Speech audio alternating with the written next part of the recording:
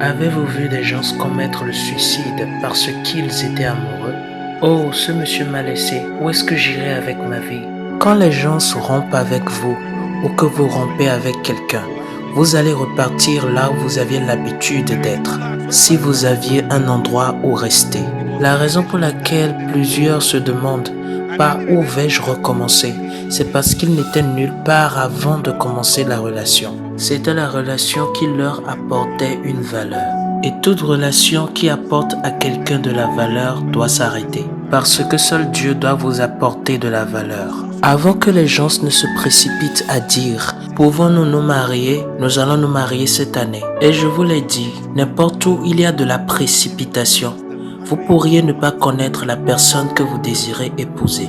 Parce que quand vous parlez de mariage précipitamment, c'est d'abord un signe qu'il n'y a pas d'intelligence émotionnelle. Parce que les deux personnes définiront eux-mêmes ce que c'est que le mariage. Est-ce que vous comprenez ce que je dis? La personne que vous désirez épouser, est-ce que vous le connaissez assez ou vous prétendez? De quoi parlez-vous?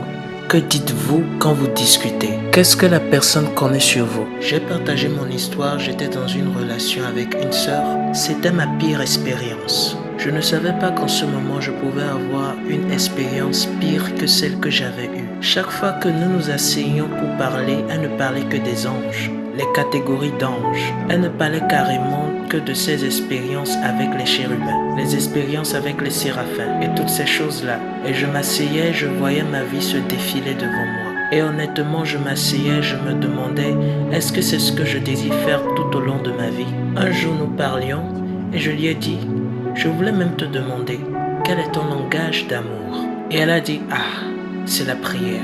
Ah, c'est bien que les gens se prient ensemble, mais tu es un être humain. Est-ce les petites attentions, les cadeaux? Je voudrais juste savoir. Elle a dit, c'est la prière. Et j'ai dit, d'accord. Un jour, je suis tombé malade. La maladie n'était pas très sérieuse, mais elle était plus ou moins sérieuse. Et on lui a dit, le pasteur est malade. Alors elle est venue. J'étais couché. Ma voisine était là, alors elle s'est levée et elle a fait comme ceci. Elle m'a regardé encore et encore. Et elle a dit, puissance, quelque chose va se passer ici. Et elle parlait en langue. Elle a tapé ma chaise et elle a dit, sois guéri maintenant. Franchement, j'aimais la prière, mais il y a des gens qui vous feront croire que tu n'aimes pas prier.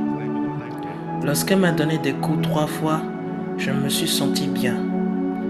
Et elle a dit, maintenant lève-toi, fais ce que tu ne pouvais pas faire.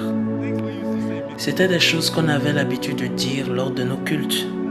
Ce jour-là, j'avais pris une décision et je m'étais dit, cette chose que tu fais, tu as simplement besoin de me préparer quelque chose à manger, de l'œuf ou du thé, et je me sentirai bien. Parce que ce qui m'arrive n'a pas besoin de plus que ça. Je m'aurais bien senti si tu m'avais fait à manger.